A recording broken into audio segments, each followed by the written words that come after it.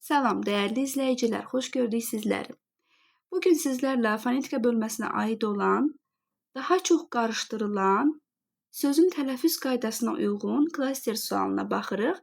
Sualımızda gecitkənlik olaraq yazıda verilib. Bunun təbii ki, biz ilk öncə fonetik təhlil etdiyimiz zaman tələffüzünə baxmalıyıq və bu testdə tələffüzdə doğru yazıb da verilən cavablarda incə bir detala diqqət etmədiyimiz zaman istər müəllimlər olsun, istər şagirdlər olsun, zaman-zaman səhv eləyə bilirlər.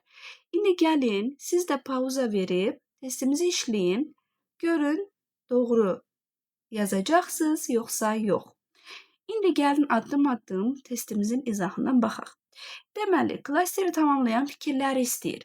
Gecitkənlik olaraq verilib. İndi biz bunun tələffüzünü yazmalıyıq təbii ki.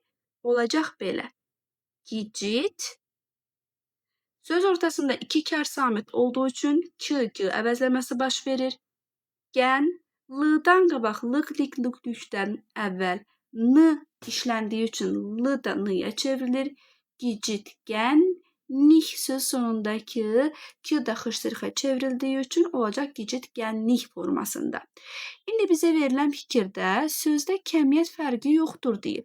Bəli dostlar, kəmiyyət fərqi səs düşümü və səs artımı olduğu üçün bu sözdə heç biri yoxdur. Ona görə bu doğru fikir olduğuna görə biz klasterdə doğru fikirləri davam etdirməliyik. Bir də deyir ki, sözdə ş səsinin cingiltili qarşılığı işlənib. Biz bilirik ki, ş səsinin cingiltili qarşılığı j-dır və burada da j işlənməyib. Ona görə bir bizim cavabımız ola bilməz. Kar cingiltili samit cütlüyü işlənməyib deyir ikinci cavabda. Cütlük işlənməyib deyir. Baxsaq, g-nin qarşılığı k-dır, burada yoxdur. C-ninki ç-dır, burada yoxdur. T samitinin qarşılığı d-dır, yoxdur. N-lar sonurdur.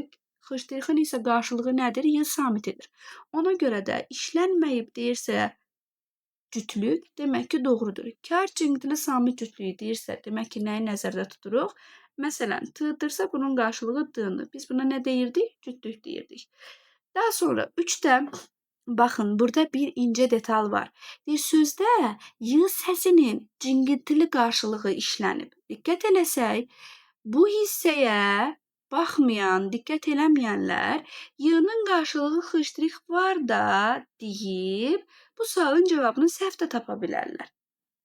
Və bu zaman təbii ki, daha çox yanıldan bir hissədir ki, diqqət etmək lazımdır ki, y özü cingiltili samitdir. Bunun kar qarşılığı xıştırx burada işlənib. Demək ki, 3 yanlış fikirdir. Eyni hərf müxtəlif səsləri ifadə edir deyirsə, bu da doğru fikirdir. Çünki gecitkənlik sözündə sonda və t-dan sonra k samiti var ki, t-dan sonraki k samiti g kimi, sondaki k samiti isə xıştırx kimi tələffüz olunub. Demək ki, eyni hərf müxtəlif səsləri ifadə etdi deyə bilərik. Demək ki, bizim testimizin doğru cavabı olacaq D variantı.